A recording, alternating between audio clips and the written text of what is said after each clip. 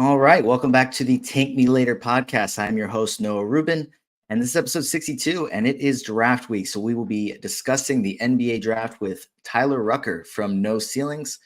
So let's go ahead and get into it.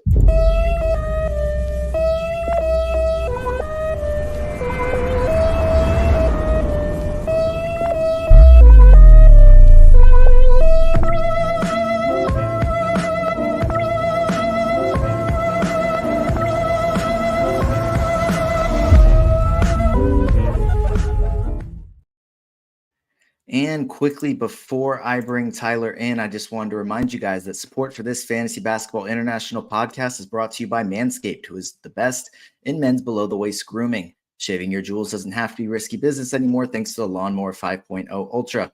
This trimmer is all about keeping things smooth and safe so you can trim with confidence, treat your wrinkleberries, and join the 10 million men worldwide who trust Manscaped by going to manscaped.com to get 20% off plus free shipping with the code FBI20. With Manscaped, it's easy grooming, no surprises.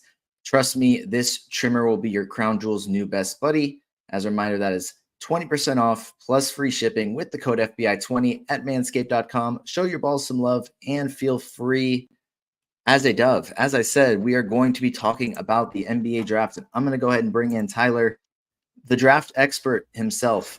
This is normally a dynasty fantasy basketball podcast, but we're going to talk a little bit more about just the general draft stuff, because that's also very important when we're doing our dynasty analysis. But before we get into that, Tyler, how are you doing?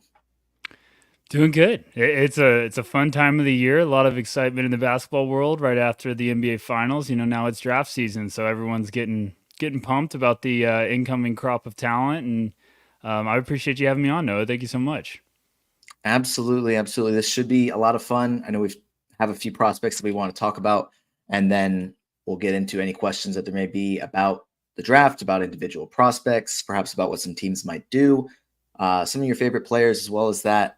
But I'm going to go ahead and bring up this slideshow because we have 5 guys that we said we were going to talk about. And the first one is Donovan Clingan, who averaged 13 points, 7.4 rebounds, 2.5 blocks, shot 63.9% from the floor, 58.3% from the free throw line, played 22.6 minutes per game while winning his second straight national championship. You guys have him at number 2 on your latest big board. Now, with the 5 guys that you wanted to talk about that we're going to talk about, I like 4 of them. Clingan's the guy that I'm just not as sold on as I think some other people are. So can you sell me on Donovan Clingan? Because I have my Hawks shirt on. Like, they're saying that we might take him. Why should I be excited about Donovan Clingan?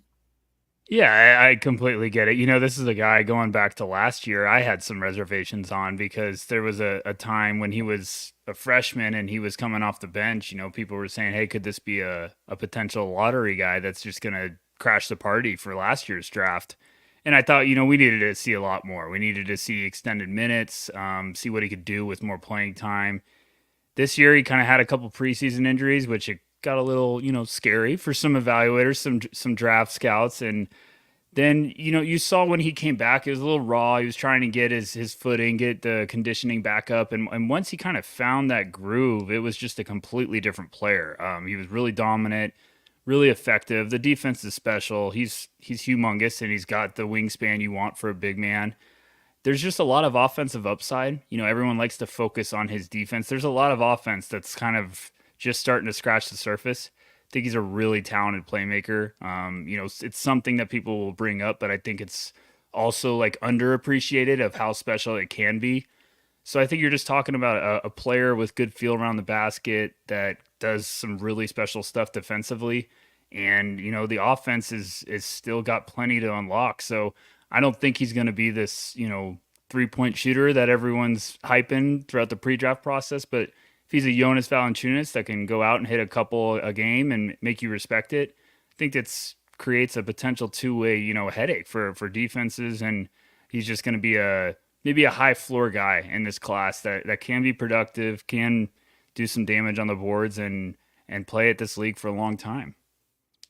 Yeah, and the offense is more of what I have questions about. And with the rest of these guys, we'll agree and it'll be on the same page. But I am going to ask about Clingan. You mentioned his playmaking. So I think watching some of the assists that he's had and just knowing that he was playing in Dan Hurley's offense, how much of his playmaking do you think was, hey, this guy's a very talented playmaker versus it's just a product of the offense that was being run? Yeah, I think it was kind of a perfect fit for both parties. You got to see Klingen's playmaking on full display, and then because of the vision and the anticipation that he had, it also allowed Dan Hurley and UConn to put a lot more trust in him. So there's some instances where it's just great feel. It's great awareness. He'll get like a high ball screen and dribble and throw a jump pass to the opposite corner, and you're like, that's something a point guard does, not a 7'2", 280-pound big man. So there's some fun, special stuff that really is unique for someone that position. I know there's a lot of talented playmakers or passers in the NBA today, but I think Klingen has the potential to be up there with some of the big names, and I think he's at that size. If you have that playmaking, that feel as a passer, I think you could do some dangerous stuff if you're running the offense from the top of the wing or at the elbow. I think Klingen's going to be a fun player to play with because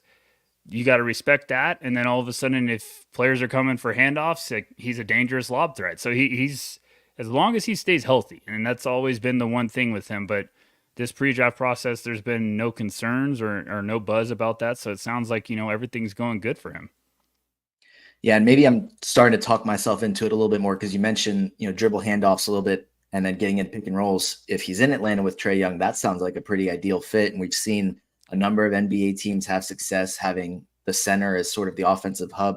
Not saying he's going to be the Nikola Jokic playmaker, but even JJ Redick was talking about it during his press conference for the Lakers, getting Anthony Davis involved as kind of the hub of the offense. Like having a center that can pass is a very valuable trait.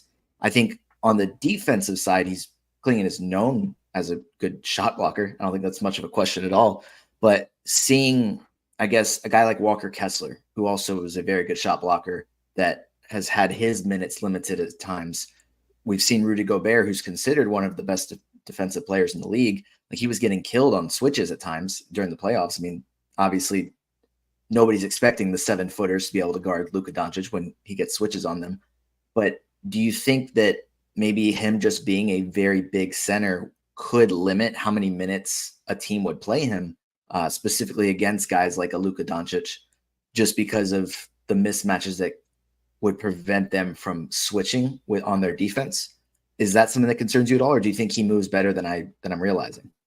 It's kind of one of those both of those worlds. This year, I thought he was going to just get picked alive, and teams were going to be like, "Okay, prove it. You can, prove that you can switch and hang it." And he shocks me sometimes with how much ground he can cover. Like, you understand he's that big, and you understand, like, okay, his weight, he should be heavy footed. He should take a while. Then he just shocks you with like some recoveries, some rotations. I think he's also good at putting himself in the right position to kind of be a step ahead at sometimes. There's obviously some instances where, like, okay, a quicker guard can get around him, but I think you're going to be just pumped about what he brings to the table as a potential starting big. I think there is a lot of, Rudy Gobert connections with the Hawks and Quinn Snyder. It makes a lot of sense why Atlanta's intrigued with Klingen, but I think he shocks you. He surprises people on defense with how much he can offer versatility wise. And, when we've seen players offensively, like when they're in a groove, they can take over. He can do that defensively. Like, he gets in a rhythm and really can make an impact and take over with momentum and just feeling good. So I think Klingen's just one of these talents that the more you watch, and especially the second half of the year when he was healthy and the conditioning was right, you see a player like, oof, this is going to be a player that could really make an impact for a very long time in this league if he stays healthy. Yeah, and I think the health will be a question. But going into how he could fit in the NBA, we'll do this with everybody, but if you had to select one team that's within his, I guess, kind of realm of possibilities, I guess not like Boston or anybody like that, but where, okay, Donovan Klingen may get drafted in to this team, who would be the best fit for him, do you think? I'm not just saying this because you're a Hawks fan, but it kind of comes down to what they're going to do. But I think him and Trae Young would be just a fantastic duo because it just kind of gives Trae, and I'm not, Clint Capella is great. Okongwu is great, but this is a different type of beast, and this is someone that you throw lobs up to, it's gonna be hard to overthrow him because he's just got that humongous wingspan. I think it's around 7'5", 7'6", at 7'2". And the thing that shocks me always with Klingon is he gets up the floor in a hurry. Like he covers ground. He's not just this lumbering giant. Like he can move, and there's a lot of times where he's throwing down lob threats in full like sprint. You're just like a little wowed at the athleticism. So I think if you could get Klingon with Trey and the Hawks, and you have him as a lob threat, you also have him as a last line of the defense, and you've got Trey coming off of dribble handoffs with Klingon. That creates a headache right away. So I'd like him there, and the tough part too is I like him in a lot of those spots at the top. So it's going to be really interesting to see where he ends up, because I think you can make a case that he would fit pretty well with a lot of those teams. But I really like him with Atlanta. We'll see if they really pull that trigger, but I think he'd be an interesting fit there. Yeah. And if I'm not mistaken, with the way your big boards work at No Ceilings, it's an aggregate, I guess, of all of your individual big boards, and then it's kind of compiled together. Where is Klingon on your individual big board?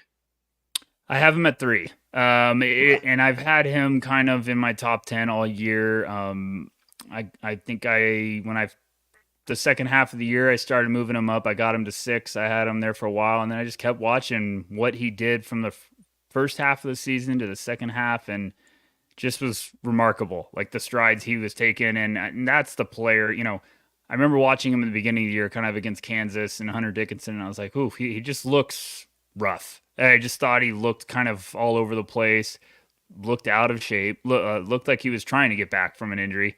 And then once he got healthy, you just started seeing the light come on, and you're like, okay, so if you're getting this version, this player is a top 5 pick pretty easily, and he's had a good pre-draft process. Teams are raving about him, so after I watched that, I've been moving him up, and that's the fun part of this year is you keep watching film and you keep going, I like this guy. Why don't I move him up more? So I just slowly kept creeping up, and I ended up with him at 3.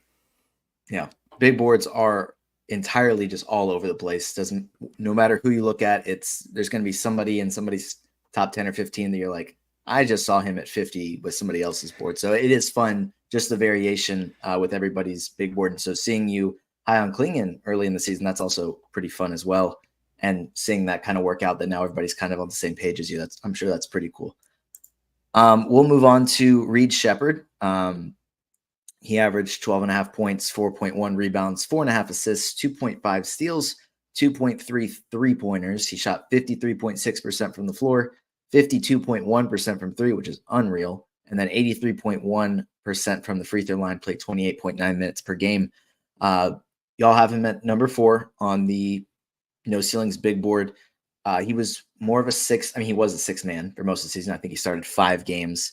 But as I mentioned, the shooting was unreal, and then the steal percentage was unreal, which are 2 things that are going to translate just wonderfully for fantasy. But the only kind of slight concerns that I kind of have, and again, I love Reed Shepherd, so I'm trying to come up with something to talk about, but he's a 6'3" guy. Is that size going to be any sort of issue for a guy that's probably more of a shooting guard with some playmaking ability, or do you even potentially see him as a guy that could be a point guard eventually? He's been the most fascinating prospect to evaluate this cycle and talk to teams about, and hear from scouts about what they think about him. Everyone's kind of got their different opinion, and then it seems like any doubts you have, you kind of come back to like, well, he can just play. Like he's just good. And I think the size was a concern all year long. We've seen college sites are very favorable with their measurements to enter the season. We're usually like, that looks like maybe an inch or two too tall. So I think he was listed around 6'3", 6'4", and we were like, I don't know about that. And then you start hearing from scouts that are like, I'm skeptical of that.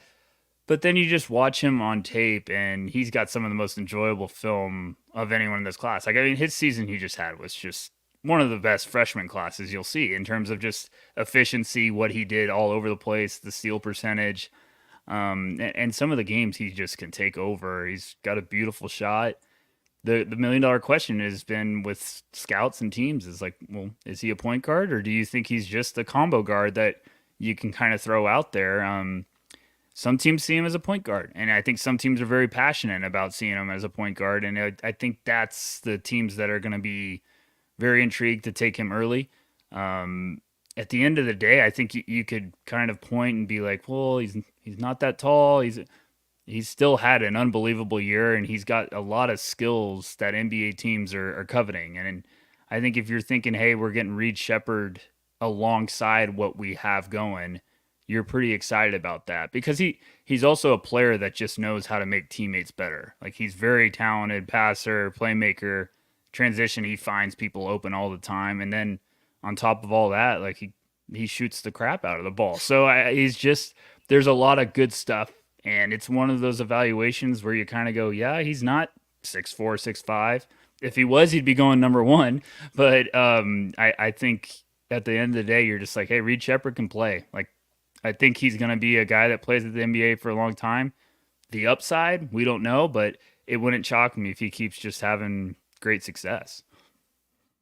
Yeah, and maybe this was something that was already known before the combine, but seeing him have a 42-inch vertical just made me just like him even more. I didn't realize that he had that much ups. Like I just didn't realize that because I was so focused on the shooting and the steals. And then, well, I guess with the defense, so the steal rate, the steal number is just unreal. But I know also like just through reading the draft guide that you guys put out, which is awesome work, that there are questions about him as an actual just defender as opposed to just what he can do as a playmaker on defense, just him being a lockdown defender. Are you a believer that Reed Shepherd can be like a guy that's going to just pick up the opposing team's either primary ball handler or main scorer at some point in his career?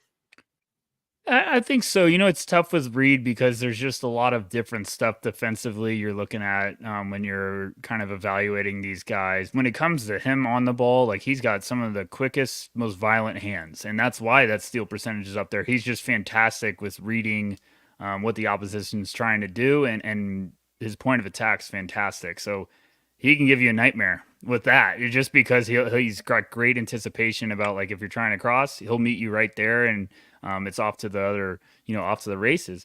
I think it's just some off-ball stuff or navigating screens, and I think that's the type of stuff that NBA teams will be like, we can work with that. We can kind of coach him up.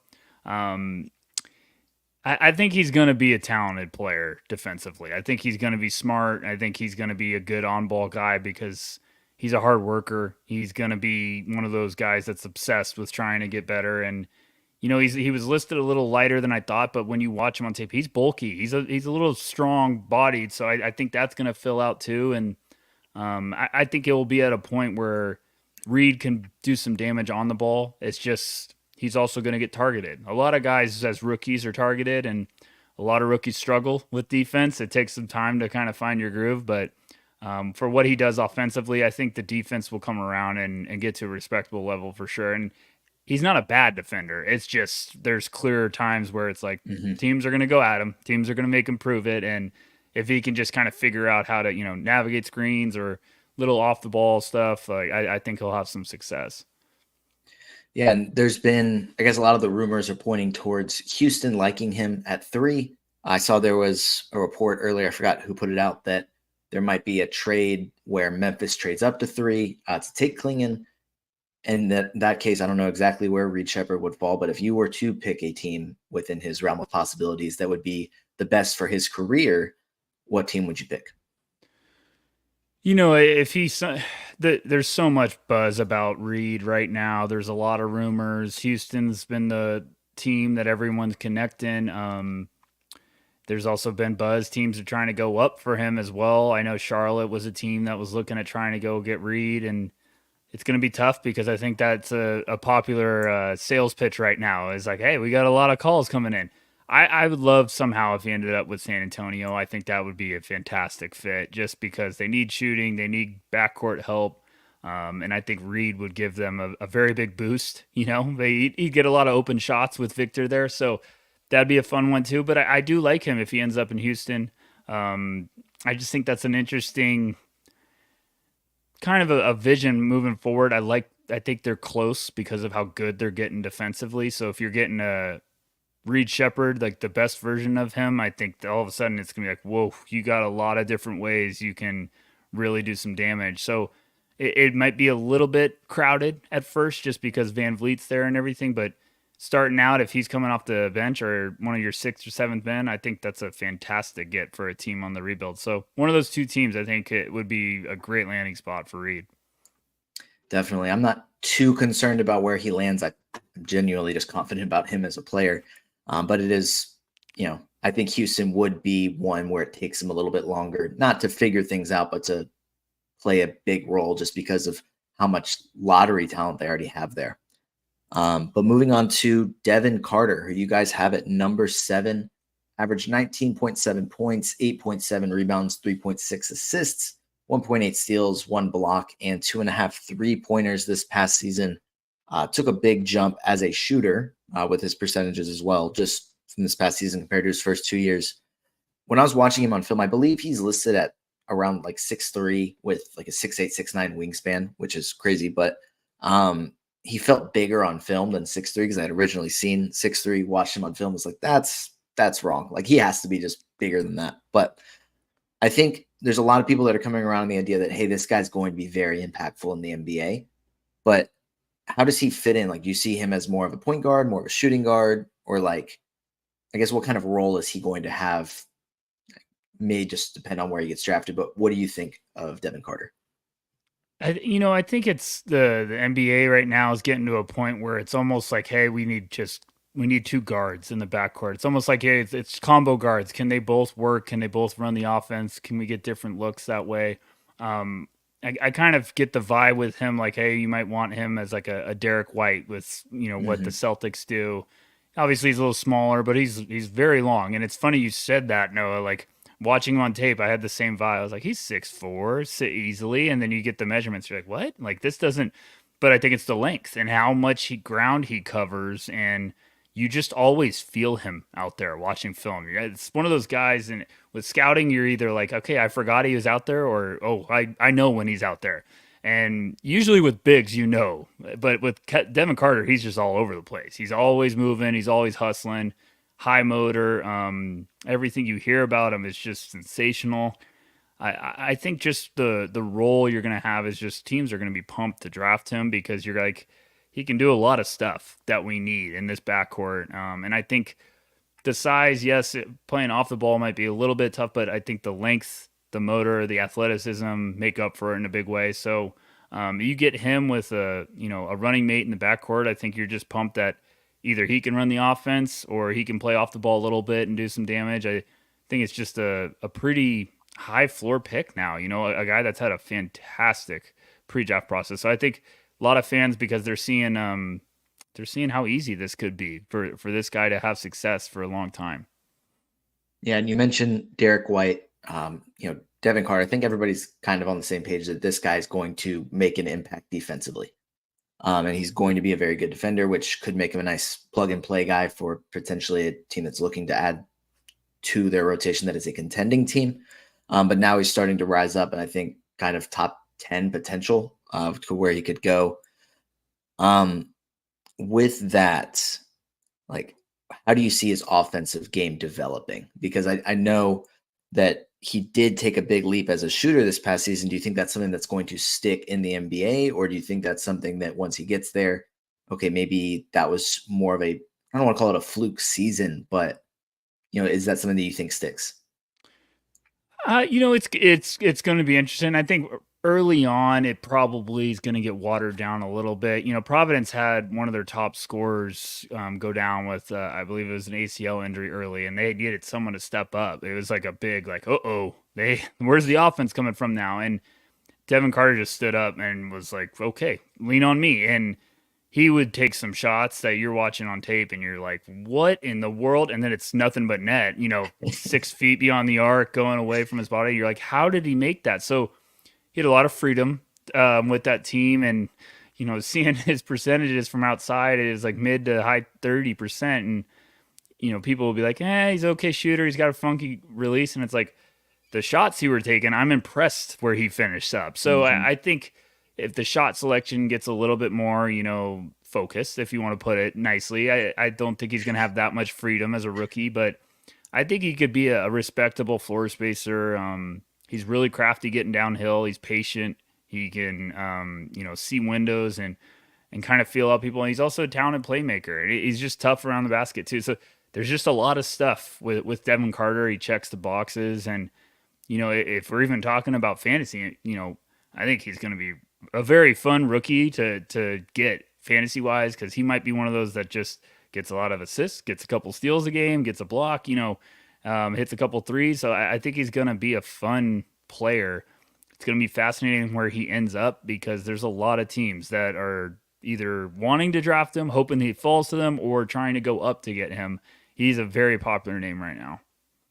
Yeah. And if there was one team for him that you would want him to be on just for his own success, I guess kind of in that around pick 10-ish late lottery, what team do you think that he would thrive on the most? Gosh, I mean, there's so many. I think Yeah. that's just every team you talk to is like he'd be perfect here. Like everyone's just a fan. If you asked me a month ago, I would have been like, oh, Miami would have been perfect at 15. I don't think he's making it to there. So if they No. want him, they're gonna have to probably go get him. I think his range starts at 8 with San Antonio with their second first round pick, and a team even down lower like Utah at 10. I think him and Keontae George would be really fun together. So it's one of those prospects you kind of talk yourself into with every team. Like it's just like, hey, every team would like to get a Devin Carter. So I think San Antonio, Utah would be like my top two teams that I think realistically could be swinging for him. If he somehow is on the board later, I think maybe a team like Miami trades up, because he'd be a perfect fit for that team, that organization, and what they like to do. Yeah, that was one thing, like pretty quickly. I was like, yeah, this is the hashtag heat culture pick of this draft cycle. Like he just fits it very well. And then now you're right, he probably isn't going to get down that far. But it also is interesting because if he is drafted by the Spurs, he's going to be on and they might be competing for a play-in spot, but more of like a lottery team as opposed to one pick later, it's Memphis or 11. Who knows what Chicago's going to do, if they're going to be competing or trying to start a rebuild. But then OKC's the pick after that, Sacramento after that. So he could be on one of the worst teams in the league or a playoff team. And I think that could really alter what his rookie season looks like. Is he going to have not a green light like he had in college, but somewhere more close to that, versus if he's on, if it's OKC, like he's a rotational piece that's probably still making a big impact, but not seeing the same amount of shots. Yeah, absolutely. I think you just brought up another team. Memphis is his dad's Anthony Carter, played in the NBA for a very long time. He's an assistant coach there. Like, there's a lot of Yeah. connection. So it's a hot range for Devin Carter, and I think also other teams will notice that and be like, okay, if we want him, we're gonna have to get ahead of these teams. So that's why this year's shaping up to be so exciting, because there's a lot of different curveballs that could happen on draft night. Yeah. And we'll move on to Dalton Connect. Out of Tennessee, averaged 21.7 points, 4.9 rebounds, 1.8 assists, and 2.6 threes. You guys have him number 9 on the latest big board. We know he can shoot. What else translates to the NBA? Because obviously he was an incredible scorer for Tennessee. Is that scoring prowess that he showed, like how much of that is going to translate to the NBA, or is he just going to be more of a shooter? It's tough for me, because I see there's a lot more upside with Dalton. I think Mm-hmm. everyone kind of focuses on his age and that he's 23, and it's like, well, yes, but and there's a draft history of older players struggling, but times have kind of changed. Like the NIL has been more important than ever, so players now are eager to stay. I think that history of older players is going to change in the upcoming years when it comes to like success at the next level. But Dalton's also a late bloomer. He's a guy that just had crazy growth spurts, like not in one year, like multiple years. Transferred from Northern Colorado to the SEC and was the best player in the SEC this year. And he's not just a shooter. I think a lot of people see him and they're like, "Oh, white guy that's a shoot. He can shoot a lot of threes." And it's like, no. He's nasty. He's physical. He's tough, and he gets downhill and he can get up. Like he's very explosive. So I think there's a like lot of stuff that is going the right way for Dalton Connect. I wouldn't be shocked if he's one of the rookies in this class that really hits the ground running and is making some noise. Maybe even if he lands with the right team, maybe he's making some noise as a potential rookie of the year candidate. I just think he's going to light up the scoring column.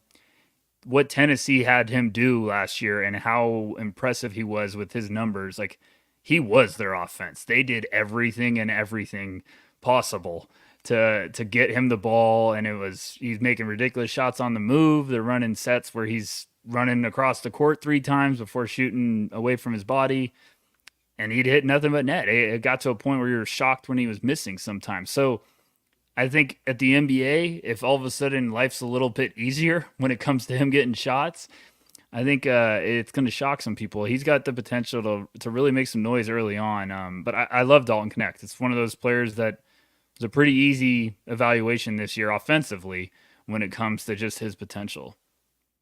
Yeah, a friend of mine is a diehard Tennessee fan, so I was getting propaganda in group chats all season long. So I was forced to keep up with Dalton Connect, which did turn me into a Dalton Connect fan. But um, I'm a believer in the offense, but on the defensive side, do you think that's something that will limit him in the NBA, potentially limit his minutes, or is something that he's going to be effective enough to stay on the floor because of how much he's contributing on offense? Yeah, I think he'll take his bumps and bruises early on, like most rookies. You know, Dalton's biggest thing coming into this year was the defense. It was like, Mm. hey, it's what's holding him back. And it kind of needed to show like, hey, there's at least a light of development. And I think there was that. You know, he's a hard worker from everything you've heard. He's a tough kid that wants to get better. Part of the reason he wanted to go to Tennessee was to play for Rick Barnes and focus on his defense, become a better defender. And the offense, like you said, is not in question. He's going to be good and effective offensively. If he can be respectable defensively, and I think he's trending that way, he's going to play for a long time. Like he's just got that ability. And it's one of those in this class where, you know, we always like to obsess with age, but when you get to Dalton Connect and some of these other guys, you're just like, hey, they can just play.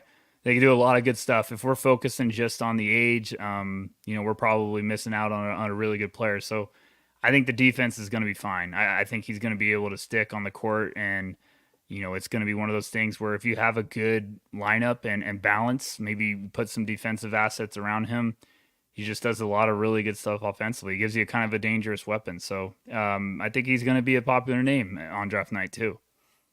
And is there a team potentially, I guess, in that kind of late lottery, maybe late 8, 9, 10 range that you think would be a really good fit for, I guess him helping that team from day one, as well as given the chance to develop?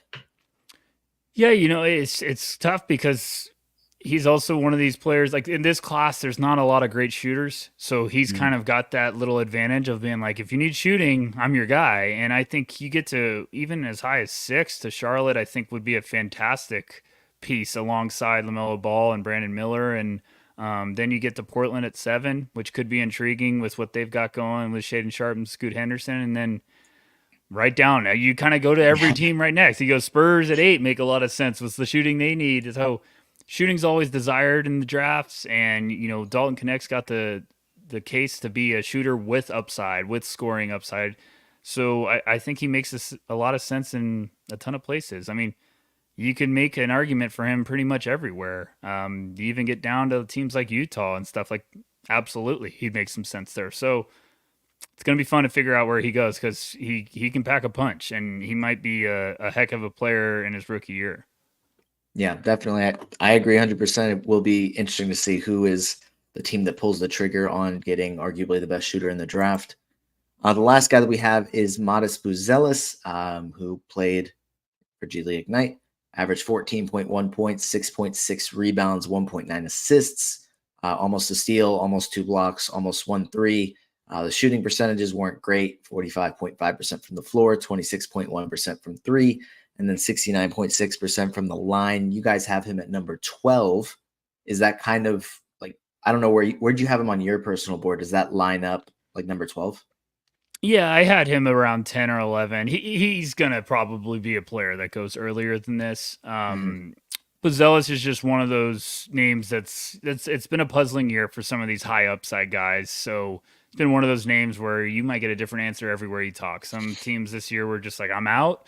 Other teams were like, I'm back in, so he had a rough start to the year. Obviously, you see the shooting splits, and this was a player coming out of high school that was around mid 40s, and everyone thought he was just going to, be a lights out shooter at the G League, and he just never came around. He had some good stretches this year where you were like, okay, I'm starting to see it, and then kind of would tail off. And some might point out to just that was the Ignite season, kind of in a storybook ending, was just like, oh, it was rough for a lot of parties. But I think teams are still intrigued with the tools he's got. He's a 6'10 forward with potential floor spacing ability and some good feel. And I thought he did take some positive strides defensively this year. So a lot of teams still like him a ton. It wouldn't be shocking if he goes very early in this draft. It wouldn't be shocking if he goes maybe a little later than some are expecting. But this is going to be a year where, it only takes one team. So he's got a lot of potential. It's just kind of where's the right fit for Buzelis and with NBA teams, because if all of a sudden he starts shooting it from outside, it unlocks a completely different player that could be something special in this class. Yeah, and the Ignite season was an absolute mess, which well known, well documented. Which Modest Buzelis just didn't have a great season. I know early on in the process he was much higher on most draft boards. He slid down a little bit.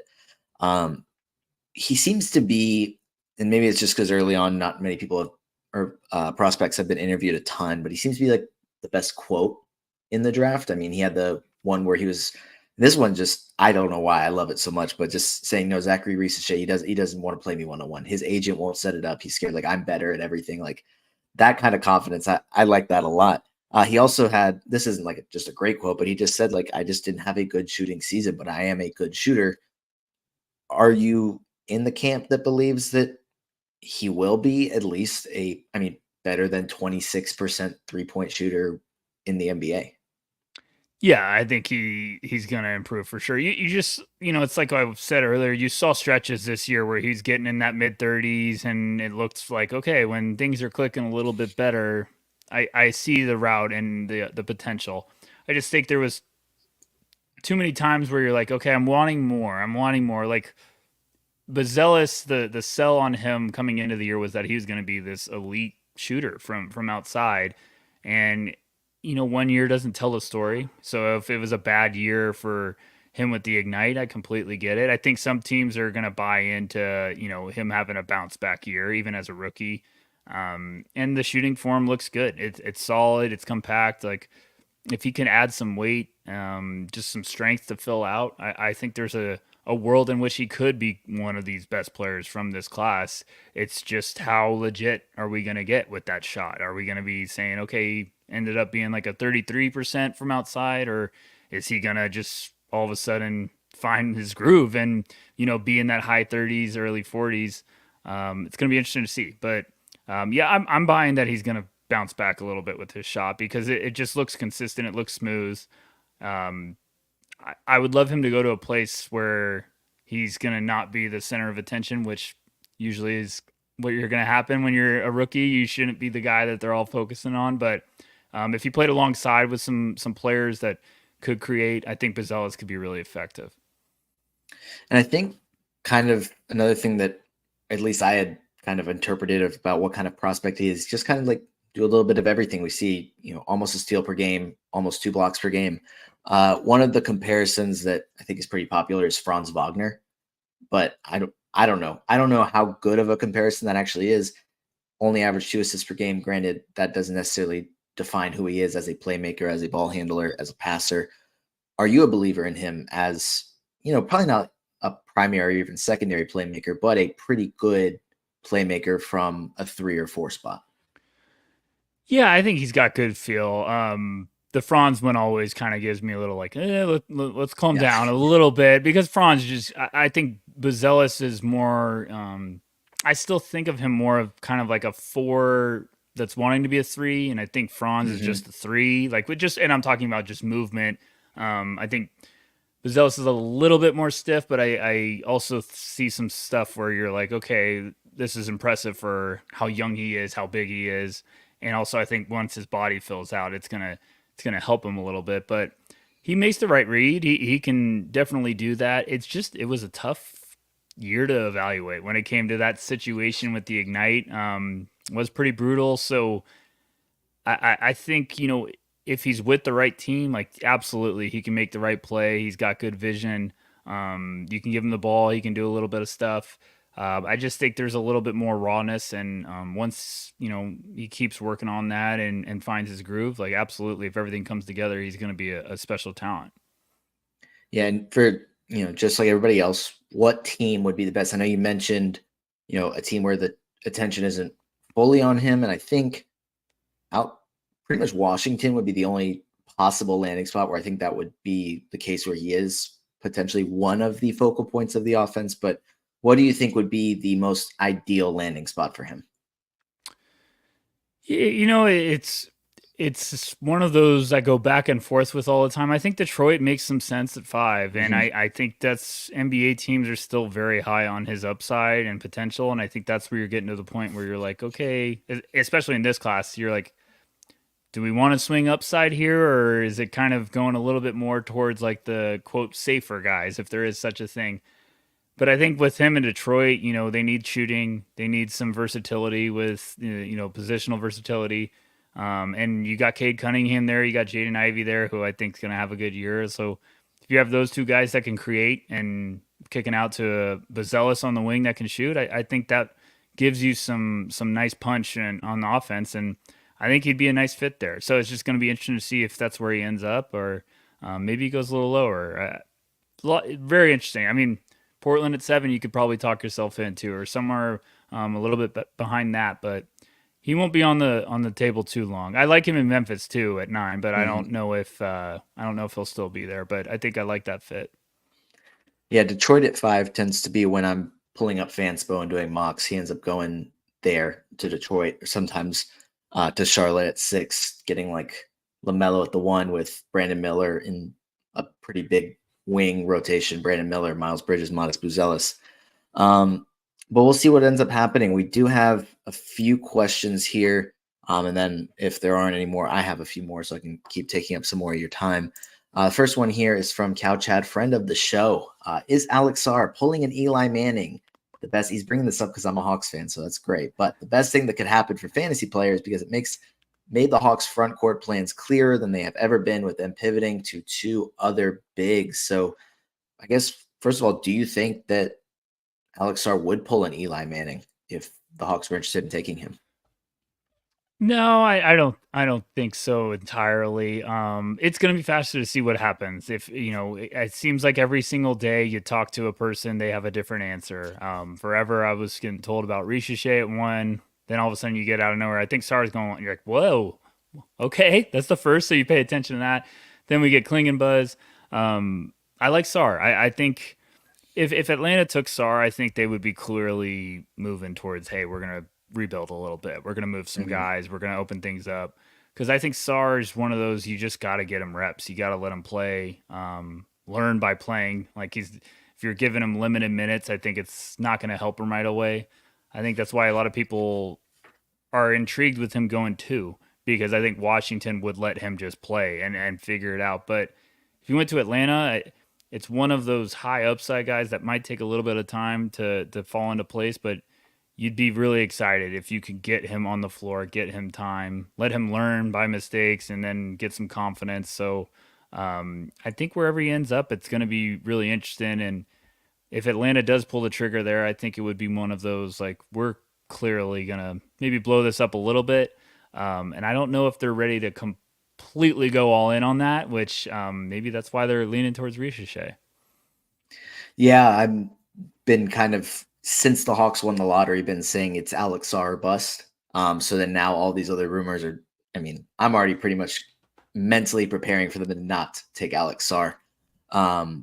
But with what Cow Chat is talking about here, with the 2 bigs, with Onyeka Okongwu and Clint Capella, it's been an issue in fantasy for the past few years, and it finally seemed like, hey, maybe this summer they're going to trade Capella, and then they win the freaking lottery, and now they're going to have 2 centers again. So we'll see what they end up doing. I think that if they end up going Risache, they still might trade Capella, which might be the best thing for fantasy purposes of having Onyeka Okongwu play 32 minutes a game instead of being stuck in a minute split. This is a general draft question here that I think you will have a much better answer for than I will. But will the draft being divided into 2 days lead to more trades? So for those watching that don't know, the draft will start at 8 p.m. on Wednesday, 8 p.m. Eastern time. And that'll be the first round. Second round will start 4 p.m. Eastern time on Thursday. Tyler, what do you think? Yeah, I think so. It's going to be really interesting with this format. I had spoken to an exec earlier in the year and kind of had asked like, "Hey, do you like it?" And at first he was like, "Yeah, I did," and then he's like, "You know what? No, I don't." And it's like, "Oh, why?" And then he's like, "Because I think if you got your stuff together, you should be able to dominate the draft pretty well. And if you don't, it's chaotic, so you're all over the place. Now it gives people time to regroup and kind of evaluate what they want to do. So I think teams are going to take a deep breath after the first night and then start looking at like, okay, like let's pick up the phone, see what we can do. And I do think the second round, especially this year with the depth in this class, I think it could present a lot more action, a lot more movement too. If you kind of look at your cap guys and you're like, okay, can we afford to go get a pick, or can we afford to go up and get a higher salary? I think it's gonna be really fun. I think skeptical at first for me, and now I'm kind of out like this might be a good thing. It's just day two being too early is driving me crazy. So hopefully in the next Yeah. coming years they're moving it to later in the week and later in the night. But yeah, I think it's going to be a very fun day too. I think people are going to look back and be pleased and say this was great. Yeah, and it won't be just NBA teams taking a deep breath after round one. I'm sure you and I will be taking deep breaths as well because normally it's a jam-packed night. Uh, is that something when you found out the news that you were like, okay, like just as a content creator, like from that perspective, like did that make you excited, or were you kind of like, oh great, like 2 full days of this thing? You know what? I did like the full circle. Like at first I was like, oh, amazing. Like this is going to be great. You get to take a break and then have it. And then I was like, oh, we got to do more content. And it's not because we usually get excited for the drop because it's just like one more night and we're done. And we get to take a deep breath for like a couple months. And now it's like, uh-oh, here we go. We got another one. We got to wake up and do it again. So it'll be fun. I think we're all excited about kind of the challenges. And actually we're more excited about some of the content we couldn't make before, when it comes to Mm-hmm. like a best available list. And that'll be really fun to kind of put together. So it's got its pluses and minuses. I think the day two will probably definitely feel it, but I'm excited for it. So maybe it's starting earlier in the day. It's a little inconvenient, but at least it won't be 2 straight nights being up super duper late. So Yes. maybe that'll be a little bit better. We have another one here from Sam Moldenauer. How many of these guys are getting real minutes out of the gate? It's tough because I think this is the year to get rotation guys. So people Mm-hmm. might be a little bit like, well, they're not getting heavy minutes. And it's like, yeah, but they're going to be helping out your team in a big way. Like, there's a lot of guys in this class I think could play serious minutes in a playoff series. Like, there's just good value. I think this is the year to get depth, find guys like that. There's going to be some guys that, in a weird way, I feel like might be a year behind developmental wise, and I only think they're going to get better if you keep playing them. So like teams might be like, "Hey, we know we're not going to be contending for the playoffs. We need to just play these guys, let them get some minutes." Wouldn't be shocked some guys spend some G League time. It's just there is upside with a lot of these guys. They just going to need some time. It might be another year than some people are expecting, but I do think there's a lot of guys that could get real minutes out of the gate. I think when you get to a certain point in this draft, probably right around 11 on, there's some good depth. The top of this is struggling, but NBA teams are very excited about when you get kind of that mid first round on. There's just a lot of players that upperclassmen, tough, versatile, that could get real minutes out of the gate. So I would say you'll be pleasantly surprised, I think. Yeah.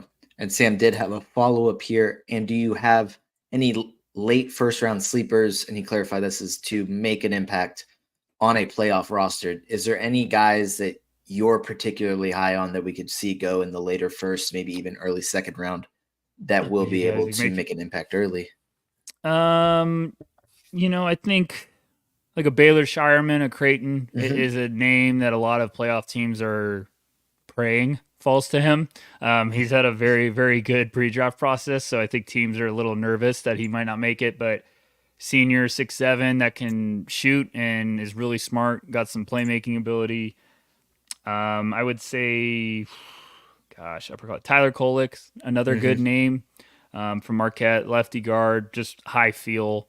Um, and I think a name like Kyle Filipowski might be on the board a little bit. I think he's trending that way. So a lot of good names down there. Jalen Tyson at Cal too. Like a lot of names that I think could intrigue teams, especially picking later first round that might shock people and get some early minutes. I think Kevin McCullough is the last one I would mention from Kansas. Like a lot of teams like him. He might go late first round, early second round, but wouldn't shock me if we're looking back and he's one of those Andrew Nimhard picks that we're like, oh, he's playing in the playoffs already and making an impact. He's just got to stay healthy, but he can play. Yeah. And that's the last question we have, but I have one more, and it's Yeah. not much of a question. I just need you to sell me on Zachary Risachet because I don't get it. Like I think he should be like he's a good I see the vision, I guess, is what I'm trying to say. Is like I see why he's intriguing. I just don't buy it. I'm just not a believer. But now apparently there's a really good chance that I'm going to be a fan because he's going to be on my team. So can you sell me on him, please? Yeah, he's. I think it's tough because a lot of people want him to be way more than he is right now, and then you got to kind of be like, okay, let me get back and open up the box to kind of see the whole picture here. And he's 6'9", he can shoot. He's a catch and shoot weapon. Everyone fascinates about the on ball creation. He can get downhill and dunk on people. He plays with a little bit of an edge. I think the handles will improve. You talk to coaches and they're like shooting and in handles we can work on. We can get that better in a Mm-hmm. hurry. Jalen Brown's a perfect example. But Zach's a talented, smart player on both sides of the ball. I have done a complete shift with him from I saw him at Nike Hoop Summit before the season even started, and I was like, I knew coming in, I was like, he's the next guy after Victor. Everyone's talking about from overseas. And I saw him and I was like, hey, he can shoot right away. But he just looked timid. He looked like he was trying to find his place. His lower body is like he's got tree trunks for legs. You're kind of like this doesn't make sense because you see the photos of his upper body and you're like he's a twig, and then he's just got these thick legs. You're like, whoa, you're built like a truck. So he's got a good frame to build with. So there's a lot of good stuff. He's really young. I think he just turned 19. And seeing him then and seeing him this year at JL Borg, it is a complete shift of my mentality. Like he was just possessed this year. I was jaw dropped watching some of the film earlier in the year. I was like, "Where's this kid been?" So I think you're getting a guy, and Jonathan Gavoni was on a podcast today with Brian Windhorst, and Gavoni's been very high on him all year. And he was just cooking for a little bit, and he was just talking about their team wasn't that good before. They were one of the best defensive teams in the league this year. They played him everywhere. He was the guy that guarded the best player, even if it was the point guard. They ran him, as a point guard sometimes. Like, I think people are sleeping on the upside he's got. He's got some good playmaking ability. And if you're getting 6'9" with a lot of tools untapped that can shoot, like come in early and be a 3-and-D guy, we see how important those guys are. So it's tough because Noah, you're not the only Hawks fan that has reached out to me and be like, "Can you tell me on Risha?" And I'm like, gladly. I think it's one of those names where you get nervous because in a normal draft year, if you got him at 8, I'd be ecstatic. But this year, you're like 1. But then you start thinking like it might be 1 with high upside and maybe a higher floor than people are thinking. Like these are the guys that play for a long time. If you can play good defense and shoot it with size, you're going to make a lot of money at the NBA level. So I get it. I understand why you're hesitant, but I think there's a lot of good stuff working for him. And, his age is also another great thing. So teams like him. Every time I talk to a team, they're like very high on him. I was like, oh, okay, this is a pleasant surprise, but yeah, very high on Richeche. Okay, well, you've made me feel better knowing that it's probably going to be Klingen or Richeche. Before I knew that was going to happen, those were like two guys I was a little bit lower on. So I was like, I don't know how that's going to go. But thank you for making me feel a little bit better. Obviously, it's a busy week for you and your team. What can we be on the lookout for to get more draft content this week? We'll have we're at noceilingsnba.com for anyone that hasn't checked it out. It's absolutely free. We're gonna have a mock draft stream tomorrow on our YouTube channel. That'll just be a fun one where we're gonna be like, hey, this is what we would do if we were running the teams. But then Wednesday morning, bright and early, draft day, we'll have a final predictions. Hopefully some little intel. Everyone loves that, and yeah, it's gonna be a busy time. And for anyone that's trying to catch up, we've got a draft guide. So go check it out on our website. It's very, very lengthy, very detailed, some fun graphics. So no, thank you, Noah, for having me on. Anytime you want to talk hoops, I'm there. Definitely. We'll definitely have you back. Brad Altman said this was a very enjoyable show, that he learned a lot. I know I learned a lot and enjoyed talking with you, Tyler. So thank you so much for joining me. You guys can follow him on Twitter at Tyler_Rucker. And make sure to check out that draft guide and all the content they have this week at No Ceilings. But that's going to do it for this episode of the Tank Mulator podcast. And I will see you guys next time. You just listened to another episode from the Fantasy Basketball International Podcast Network. Thanks for joining us. And for more information about joining our community, please check out our website at fbibasketball.com.